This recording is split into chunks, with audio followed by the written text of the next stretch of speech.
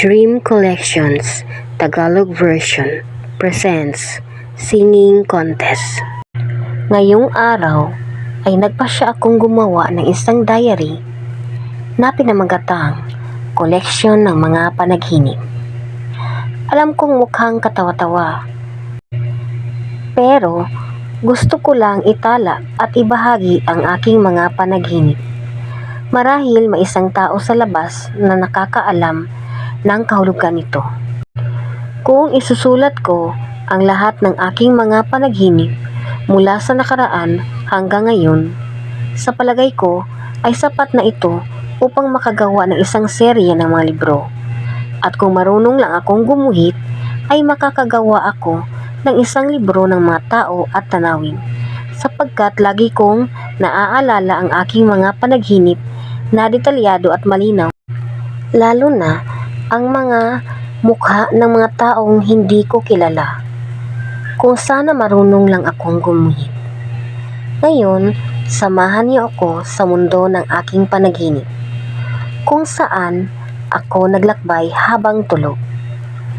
Ipikit ang inyong mga mata at tayo ay maglalakbay na. Maligayang pagdating sa mundo ng aking panaginip. Humahangos akong nagising at ako ay wala na sa mundo ng panaginip. Napagdesisyonan kong isulat ang aking mga napanaginipan dahil ito ay nakakatakot at hindi ka panipaniwala. Gusto ko lang ibahagi sa iba ang aking panaginip. At tayo nang lakbayin ang aking napanaginipan sa mismong araw ng petsa na aking isinulat, Oktubre 15, taong 2020, Linggo, sa oras na 12:38 ng madaling araw. Kami ng aking mga kaibigan ay nasa harapan ng health center, naglalaro at tumatakbo. Nakakamiss din pala sa edad ko na ito na masaya akong tumatakbo. Pero gusto ko lang ipaalala sa inyong lahat na sila ay mga kaibigan ko lamang sa aking panaginip. Hindi ko kilala kung sino talaga sila. Habang kami ay naglalaro, bigla na lang may sumigaw na may palisahan sa pag-awit. Pero kung saan ito gaganapin, hindi ko alam. Walang nagbanggit ng lugar. Nang marinig ito ng aking mga kaibigan, sila ay nag-usap kung sasali ba kami o hindi. Tinanong nila ako. Well, hindi ko alam at hindi ako sumagot. But deep inside, ay gusto kong sumali. Nagpasya silang sumali at ako ay labis na natuwa. Inutusan kaming maghintay dahil may susundo daw sa amin. Sa totoo lang, habang isinusulat ko ito ngayon, ay ginagapi naman ako ng antok. Hindi ko alam kung bakit. Bigla na lang, gusto kong matulog. Ikagigising ko pa lang. Pinilit kong gisingin ang aking diwa at iminulat ang aking mga mata. Gusto kong tapusin ang pagsusulat dahil baka ito ay makalimutan ko. At ituloy na natin ang aking kwento. Habang naghihintay, may isang mapaglarong dragon na dumating upang manggulo sa amin. Tumingin ako sa paligid, tahimik at madilim. Kami lang ang maingay. Ang dragon ay napakalaki. May bahid ng kulay kahel ang kulay ng balat nito. Gusto ng aking mga kaibigan na umakyat sa rooftop. Sinabi nila sa dragon na ibaba ang ulo at katawan nito dahil sasakay sila sa likod nito. At umakyat sila sa rooftop. Ibinaba ng dragon ang katawan nito upang makasakay sila sa likuran. At nang lumipad ang dragon, kunwari ay ibabagsak nito ang aking mga kaibigan, pero ito ay nakikipaglaro lamang. Natawa ako dahil ang pilyo ng dragon. Di nagtagal ay dumating na ang aming sundo. Akala ko ay kotse, pero motorsiklo pala. At muli na naman akong natawa. Masaya kaming sumakay at sobrang excited tungkol sa paligsahan sa pag-awit.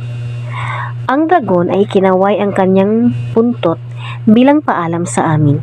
Ngumiti ako sa kanya. At sa wakas, nakarating kami sa lugar ng kompetisyon. Ako ay nagulat dahil walang entablado. Ang mga kalahok ay pinaglakad sa likurang bahagi at kami ay naghintay sa back area. Ang lugar ng kompetisyon ay nasa ilalim ng isang malaking puno. May isang malaking telebisyon doon na siyang bukod tanging may ilaw. Madilim ang paligid at mukhang nakakatakot. Binigyan kami ng isang maliit na card. Sabi ng lalaki, ito ang aming numero. Tatawagin kami kapag oras na namin para kumanta. Ang ibang mga kalahok ay nagsimula ng kumanta sa ilalim ng malaking puno. Lahat sila ay may magagandang boses. Katabi ko ang aking kaibigan, pero hindi ko alam kung sino siya. Tumingin ako sa paligid. Ang host at mga staff ng kompetisyon ay nakasuot ng mga lumang estilo ng damit. Lalo na ang lalaki na nagbigay sa akin ng numero ko. Ang estilo ng buhok niya ay ibang-iba sa mga kaibigan ko. Ang kanyang polo shirt ay nakatuck-in sa itaas ng kanyang bewang.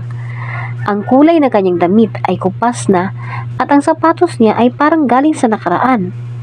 Talagang luma na ang estilo nito.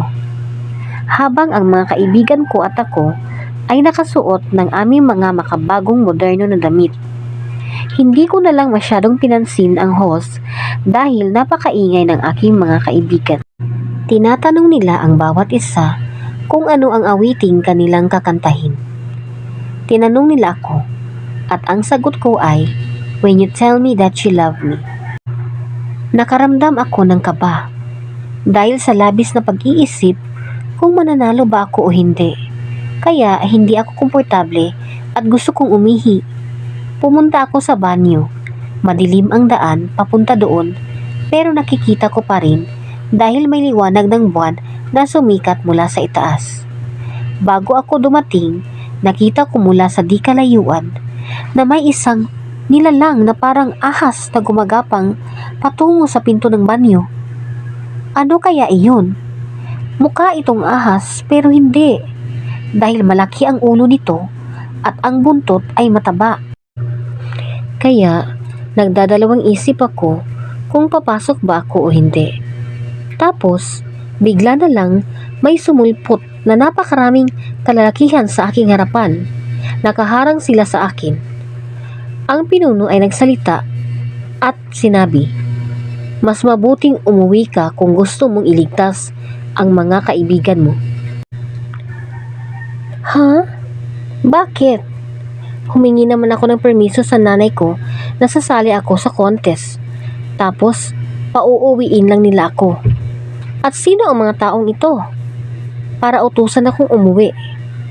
Ililigtas ang mga kaibigan ko? Nasa panganib ba sila? At bigla na lang akong nagising. Ang mga tanong na iyon ay nanatiling misteryo at cliffhanger. Mayroon bang ikalawang bahagi ng panaginip na ito? Hindi ko alam. Oras na para magising at buksan ang ating mga mata.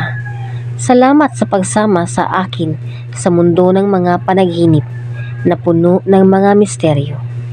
At salamat sa mga nakinig at kung gusto nyo pang makinig at samahan ako sa mundo ng aking mga panaginip, please hit the subscribe button. Thank you guys!